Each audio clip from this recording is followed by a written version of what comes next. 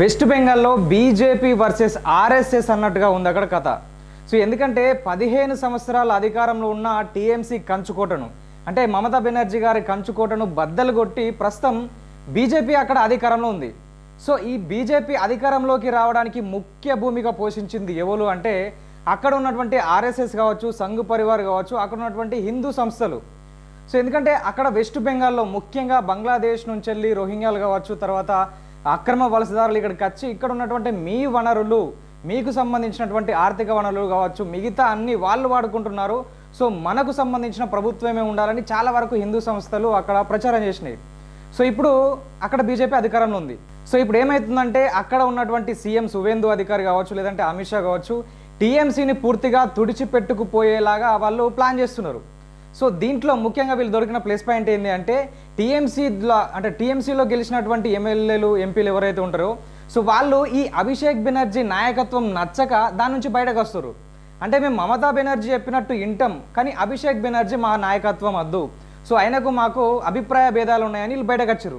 So దీంట్లో ఈ 20 నుంచి 22 మంది ఎంపీలు ఎవరైతే ఉన్నారో టీఎంసీలో గెలిచినటువంటి ఎంపీలు, సో వీళ్ళు ఆల్రెడీ బయటకు వచ్చి కళ్యాణ్ బెనర్జీ నాయకత్వంలో బీజేపీలో కలుద్దామని ప్లాన్ వేసారు. సో దీనికి సంబంధించి బీజేపీ వాళ్ళని తీసుకుంటానని వీళ్ళు అమిత్ షా కావచ్చు, సువేందు అధికారి చెప్తే ఆర్ఎస్ఎస్ మాత్రం విభేదిస్తుంది. సో ఇన్ని రోజులు మేము ఏదైతే జనాలకు చెప్పి ఎవరైతే అవినీతి పరులు, ఎవరైతే అరాచకాలు సృష్టిస్తున్నారో, ఎవరైతే మనకు ఆపోజిట్గా పనిచేస్తున్నారని ప్రచారం చేసినామో సో వాళ్ళను తీసుకొచ్చి మళ్ళీ మనతో పాటు కూర్చోబెట్టుకొని మళ్ళీ మన పార్టీలో చేర్చుకుంటే సో ప్రజల్లో ఎలాంటి అభిప్రాయం వస్తుంది అనేది పాయింట్. సో అందుకోసమని అంటే సిద్ధాంతాల పరంగా ఆర్ఎస్ఎస్ సిద్ధాంతాల పరంగా, బీజేపీ సిద్ధాంతాల పరంగా బీజేపీ పోవాలే కానీ సో పార్టీల చీలికల వల్ల ఇప్పుడు ఆ పార్టీల నుంచి కొంతమంది బయటకు వచ్చారని వాళ్ళని చేర్చుకుంటే బీజేపీ బలపడదు. సో రేపు ఇదే 20 మంది ఇంకొక 10 మంది తీసుకొని ఇదే బీజేపీలోకి వెళ్ళి బయటకు వెళ్ళే ఆస్కారం కూడా ఉంటుంది.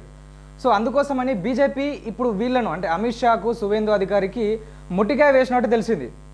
అరే అద్రబాయి వాళ్ళను చేర్చుకోకుండ్రి అని ఆర్ఎస్ఎస్ చెప్తుంది, కానీ వీళ్ళేం చేస్తుర్రు? సో ఇప్పుడున్నటువంటి ఆ ఎమ్మెల్యేలను, ఎంపీలను తీసుకుంటే బీజేపీ ఇంకా బలపడుతుందని అమిత్ షాను, సువేందు అధికారి వాదన. సో బీజేపీ ఎక్కడ చూసినా కానీ ముందు దాని సిద్ధాంతం ఏముంటుంది అంటే స్ట్రాటజీ ఏముంటుంది అంటే సో ఏ రాష్ట్రానికి వెళ్ళినా కానీ ముందుగా అక్కడ పాగా వేయడానికి ట్రై చేస్తారు. పాగా వేసిన తర్వాత కొన్ని అసెంబ్లీ స్థానాలు అంటారు, తర్వాత ఎంపీ స్థానాలు మాత్రమే మాకు కావాలంటారు, దాని తర్వాత ఉప ముఖ్యమంత్రి తర్వాత ముఖ్యమంత్రి.